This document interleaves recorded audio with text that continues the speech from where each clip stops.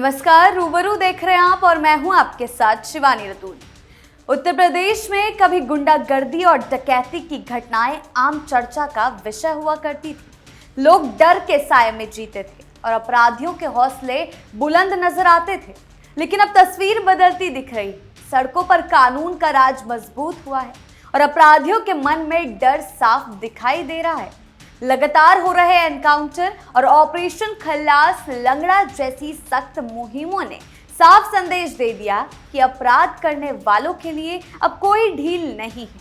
Police की activeness और त्वरित कार्रवाई का असर ये है कि अपराधी या तो जेल में है या प्रदेश छोड़ने को मजबूर। बदलते माहौल में आम जनता खुद को ज्यादा सुरक्षित महसूस कर रही है और यही संकेत है कि प्रदेश में कानून व्यवस्था की स्थिति पहले से बेहतर हो रही है।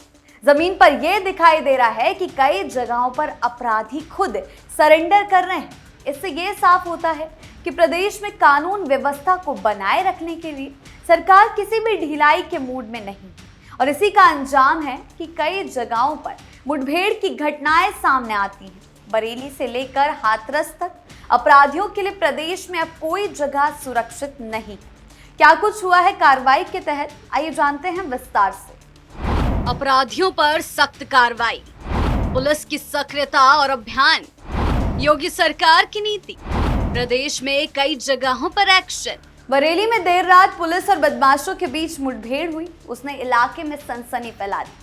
पुलिस ने इस कार्रवाई में 4 बदमाशों को गिरफ्तार किया, जिनमें से 2 के पैर में गोली लगी। मुठभेड़ के दौरान एक दारोगा और एक सिपाही भी घायल हुए। सभी घायलों को तुरंत हॉस्पिटल भेजा गया, जहां उनका इलाज किया गया। पुलिस के अनुसार ये वही बदमाश हैं जिन्होंने 12 फरवरी की रात धोरा टांडा कस्बे में एक रईस मिलर के घर पर डकैती डाली थी।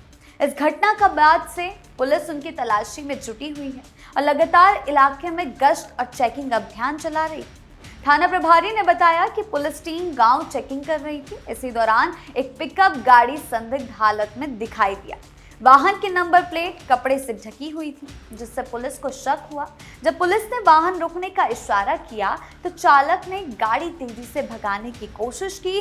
कुछ ही दूरी पर जाकर गाड़ी अनियंत्रित होकर एक पेड़ से टकरा गई। पुलिस ने जब गाड़ी को घेर लिया तो उसमें सवार बदमाशों ने फायरिंग शुरू कर दी।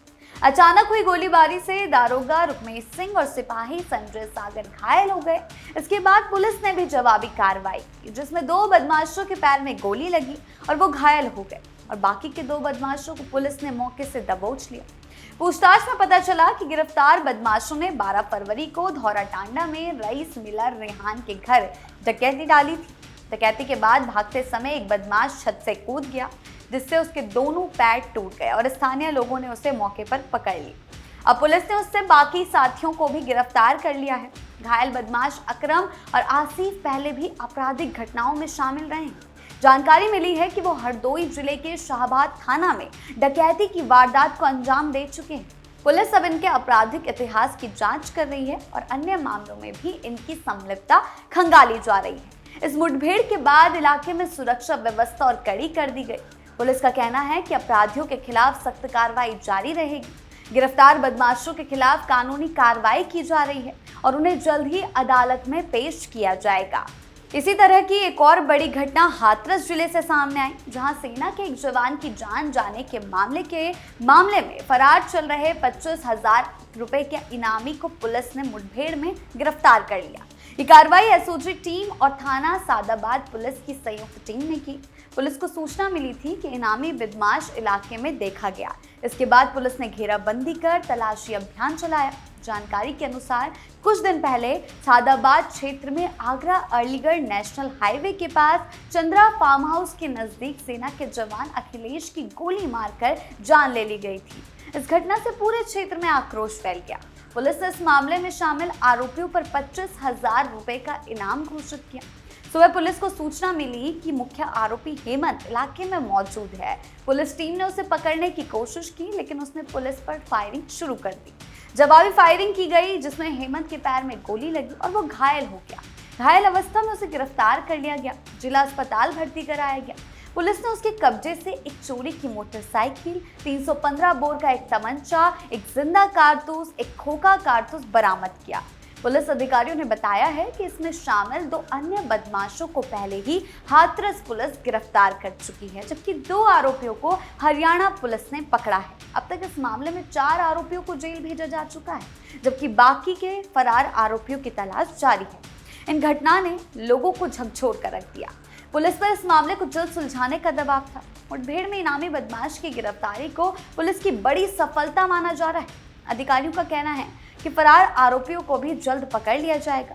इस घटना के बाद हाईवे और आसपास के इलाकों में पुलिस गश्त बढ़ा दी गई, ताकि आगे चलकर भविष्य में ऐसी घटनाएं ना हो। दोनों घटनाओं में एक चीज सेम है, वो ये है कि पुलिस ने एक्टिवनेस दिखाते हुए अपराधियों को गिरफ्तार किया। मुठभेड़ की घटनाएं भले ही खतरनाक होती हैं, लेकिन कई बार पुलिस को आत्मरक्षा और कानून व्यवस्था बनाए रखने के लिए सख्त कदम उठाने पड़ते हैं। घायल पुलिसकर्मियों और आरोपियों का इलाज कराना भी पुलिस की जिम्मेदारी होती है, जिसका पालन इन मामलों में किया गया। इन घटनाओं से साफ है कि उत्तर प्रदेश में पुलिस अपराधियों के खिलाफ लगातार अभियान चला रही है। चाहे डकैती का मामला हो, हत्या का, पुलिस तेजी से कार्रवाई कर रही है। आम लोगों को सतर्क रहने और संदिग्ध गतिविधियों की सूचना तुरंत पुलिस को देने की अपील की गई है। कानून व्यवस्था बनाए रखने के लिए पुलिस और जनता का सहयोग बेहद जरूरी है। भोजीपुरा और हाथरस की इन घटनाओं ने यह दिखाया है कि अपराध करने वाले कितने भी शातिर क्यों ना हो, कानून के हाथ लंबे होते हैं। पुलिस की एक्टिवनेस से न सिर्फ अपराधियों की गिरफ्तारी हुई, बल्कि समाज में ये संदेश गया कि अपराध बर्दाश्त नहीं होगा। आने वाले समय में भी पुलिस ऐसे ही सख्त कदम उठाती रहेगी, ताकि आम नागरिक सुरक्षित महसूस कर सके और क्षेत्र में शांति बनी रहे। अपराधियों के खिलाफ जीरो टॉलरेंस, पुलिस के लगातार ऑपरेशन। योगी आदित्यनाथ के नेतृत्व में उत्तर प्रदेश में अपराधियों के खिलाफ जीरो टॉलरेंस की नीति अपनाई गई है। इस नीति का मतलब है कि किसी भी अपराधी को बख्शा नहीं जाएगा और कानून तोड़ने वालों पर सख्त कार्रवाई की जाएगी।